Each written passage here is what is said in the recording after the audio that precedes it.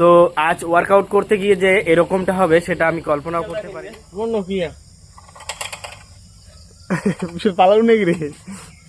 চলুন আজকের দিনটা একসাথে বাঁচি। আর একটা নতুন দিন, আর একটা নতুন গল্প নিয়ে হাজির আমি সহদেব। চলুন তবে শুরু করি। বন্ধুরা, আমাদের ওয়ার্কআউট করার টাইম ভোর 5:30, কিন্তু গতকাল রাত্রে অষ্টপ্রহরের ওখানে পাড়ার সব ছেলেপেলেরা কাজ করেছে, সবাই খুব ক্লান্ত। তো আজকে তাই সবার ঘুম থেকে উঠতে অনেক দেরি হলো। তো এখন মোটামুটি 7টা বাজে, ফোন করলো, সবাই চলে এসছে।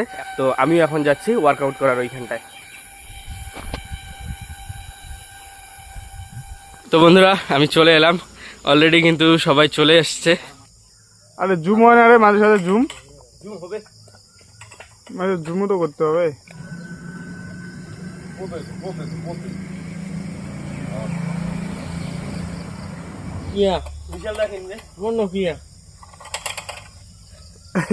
পালাও নাকি রে? তো বন্ধুরা, আমি এখান থেকে এখন যাচ্ছি বাড়িতে। আজকে আমি বেশি করলাম না। আমি পুশ আপ করতে যখন শুরু করলাম তখনই আমার এই জায়গাটাতে মানে হঠাৎ মনে হয় যে এই জায়গার একটা রক মোচড় দিয়েছে, মানে আমি ঘাটটাও ঠিক ঘোরাতে পারছি না।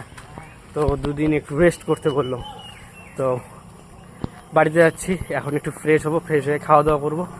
খাওয়া দাওয়া করে তারপর দেখি কী করা যায়। বন্ধুরা, সকালবেলার খাওয়া দাওয়া আমার কমপ্লিট হলো। আমাদের বাড়ির পাশের এই যে এইটুক জায়গা এবং আরও একটা জমি মানে ধান লাগানোর জন্য আমরা কাদো করে নিয়েছি।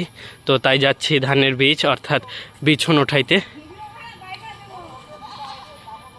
তো এই যে আমি চলে এলাম আমাদের যেখানে বিছন লাগানো হয়েছিল সেইখানে। এখন রোয়া লাগানোর জন্য এই বিছনগুলো আমাদের তুলতে হবে। তো বন্ধুরা, এই যে সকাল সকাল আমরা 3 জন, আমার বাবা, মা এবং আমি এসে এই পর্যন্ত বিছন তুললাম। তো দেখি এই কয়টা নিয়ে যাই, কতটুকু গাড়তে পারি। আজকে গাড়বো শুধু ওই যে আমাদের বাড়ির সাথে লাগোয়া যে বাড়ির নিচে যে জমিটুকু রয়েছে ওইটুকু আর কি। রোয়া গাড়ার জন্য বিছন নিয়ে আমরা চলে এসেছি বাড়িতে। এখানে অর্ধেক আমরা করব বলান আর অর্ধেকে রোয়া গেড়ে রাখবো। তো দেখা যাক যতটুকু বিছন আনলাম ততটুকু দিয়ে কতটুকু গাড়া যায়।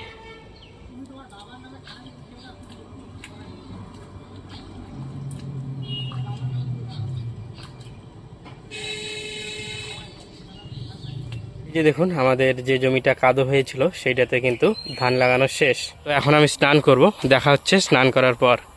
1 hour later. বন্ধুরা কাজ শেষ করে স্নান করে খাবার খেয়ে আমি একটু ঘুমিয়েছিলাম। ঘুম থেকে উঠে একটু এডিট করলাম, এডিট করে ভিডিও পোস্ট করলাম। তো আজ ওয়ার্কআউট করতে গিয়ে যে এরকমটা হবে সেটা আমি কল্পনাও করতে পারিনি। এই গলাটাতে প্রচণ্ড চোট পেয়েছি, আমি ঠিক এইভাবে ঘাটটা ঘোরাতে পারছি না, আমার পুরো শরীরটাই এইভাবে পিছনের দিকে দেখতে হচ্ছে। তো রেডি হয়ে নিয়েছি, এখন যাব একটু অষ্টপ্রহরের মাঠে। আজ নাকি ওখানে ভোগরাগ হচ্ছে, তো দেখি যাই মাঠে কি অবস্থা। বন্ধুরা, ভোগরাগ উপলক্ষে কিন্তু প্রসাদ খাওয়া দাওয়া শুরু হয়ে গেছে, সবাই প্রসাদ খাচ্ছে। বন্ধুরা, এইখানে আমি প্রথমে একটু কাজকর্ম করলাম, কাজকর্ম করার পর আমি নিজেও প্রসাদ খেয়ে নিলাম। তো এখন এখান থেকে যাব বাড়িতে।